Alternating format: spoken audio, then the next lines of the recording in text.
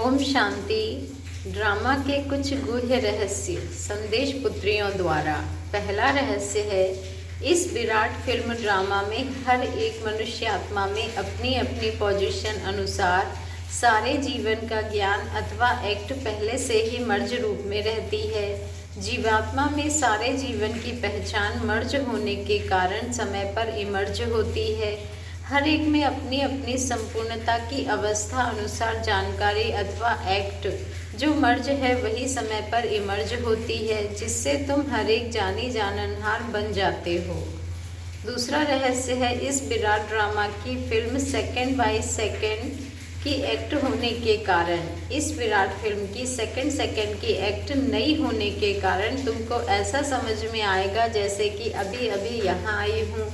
हर second की act अलग होती है, करके कर्म आगे वाली घड़ी रिपीट होती है, परंतु जिस समय प्रैक्टिकल लाइफ में चलते हो उस समय नई महसूस होती है।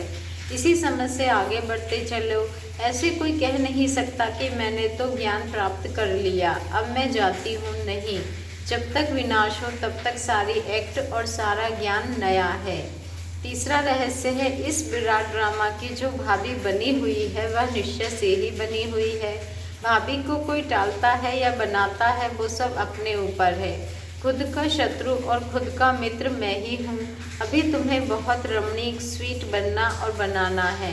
चौथा रहस्य है, इस विराट फिल्म में यह सहन करना भी तुम्हारे लिए कल्प पहले वाला एक मीठा सपना है, क्योंकि तुम्हें फिर भी कुछ होता नहीं है। जिन्होंने भी तुम्हें तंग किया है वो भी कहेंगे कि मैंने तुमको इतना तंग किया, दुखी किया, परंतु यह तो फिर भी डिवाइन यूनिटी, सुप्रीम यूनिटी, विजयी पांडव बनकर रहते हैं। इस समय इस बनी हुई भाभी को कोई टाल नहीं सकता।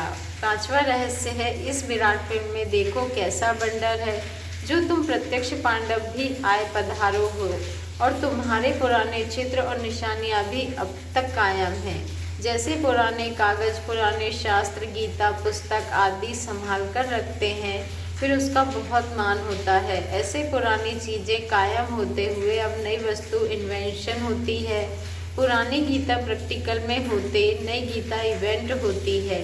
पुराने की अंत तब होती है जब नए की स्थापना हो।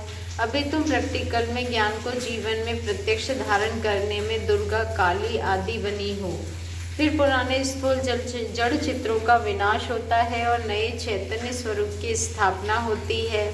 छठवां रहस्य है, इस विराट फिल्म प्लान अनुसार संगम के स्वीट समय आप अनन्य दैवी बच्चे ही विकारों पर विजय प्राप्त कर बैकुंठ की स्वीट लॉटरी पाते हो। आपका यह ललाट कितना लकी है। इस समय तुम नर और नारी अविनाशी ज्ञान से पूज्य योग्य देवता पद प्राप्त करते हो। यही है इस संगम के सुहावने वंडरफुल समय की वंडरफुल रीति। सातवां रहस्य है, ईश्वर साक्षी हो देख रहा है कि मैंने जिन एक्टर्स को अनेक गहनों भूषणों से श्रृंगार कर इस सृष्टि रूपी स्टेज पर डांस करने अर्थ भेजा था, वो कैसे एक्ट कर रहे हैं। मैंने अपने देवी बच्चों को गोल्डन मनी, सिल्वर मनी देकर कहा था कि यह भूषण, यह गहने पहनकर खुश मिजाज होकर साक्षी बन एक्ट भी करना और साक्षी हो इस खेल को भी देखना। फंसना नहीं, लेकिन आधा कल्प राज्य भाग्य भोग कर फिर आधा कल्प अपनी ही रची हुई माया में फंस गए। अब फिर मैं तुम्हें कहता हूँ, इस माया को छोड़ दो। इस ज्ञान मार्ग में विकारी कार्य से पलट निर्विकारी बनने से आदि मध्यंत दुख से छूट जन्म जन्मांतर के लिए सुख प्राप्त कर लेंगे। आठवां रहस्य है, अपने से कोई भी उच्च अवस्था वाले द्वारा यदि कोई सावधानी मिलती है तो उसको राजयुक्त हो उठाने में ही कल्याण है। उनके भीतर के राज को जानना चाहिए कि इसमें अवश्य कोई कल्याण समाया हुआ है। यह जो पॉइंट मुझे इनके द्वारा मिले वह बिल्कुल यथार्थ है, उसे बहुत खुशी से स्वीकार करना चाहिए, क्योंकि अगर मेरे द्वारा कभी कोई भूल हो गई तो वह पॉइंट याद आने से स्वयं को करेक्ट कर लेंगे। इसलिए कोई भी सावधानी हो, बहुत विशाल बुद्धि से धारण करने से तुम उन्नति को प्राप्त कर सकेंगे। नौवां रहस्य है, अभी तुम्हें नित्य अंतर्मुख होकर योग में रहना है, क्योंकि अंतर्मुख होने से स्वयं को देख सकेंगे। सिर्फ देखेंगे नहीं, परिवर्तन भी कर सकेंगे। यही है सर्वोत्तम अवस्था। जब पता है हर एक अपनी स्टेज प्रमाण पुरुषार्थी है तो कोई भी पुरुषार्थी के लिए आर्ग्यू नहीं चल सकती, क्योंकि वो अपनी स्टेज अनुसार पुरुषार्थी है।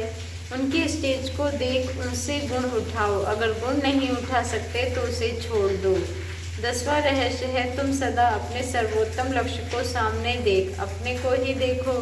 तुम हर एक व्यक्तिगत पुरुषार्थी हो, तुम अपनी तरफ नजर रख, आगे दौड़ते रहो। कोई भल क्या भी करता रहे, परंतु मैं अपने स्वरूप में स्थित रहूं, अन्य किसी को ना देखूं। अपने बुद्धि योग बल से मैं उसकी अवस्था को जान लूं। अंतर्मुखता की अवस्था से ही तुम अनेक परीक्षाओं से पास हो सकते हो। अच्छा, ओम शांति। शुक्रिया बाबा, शुक्रिया।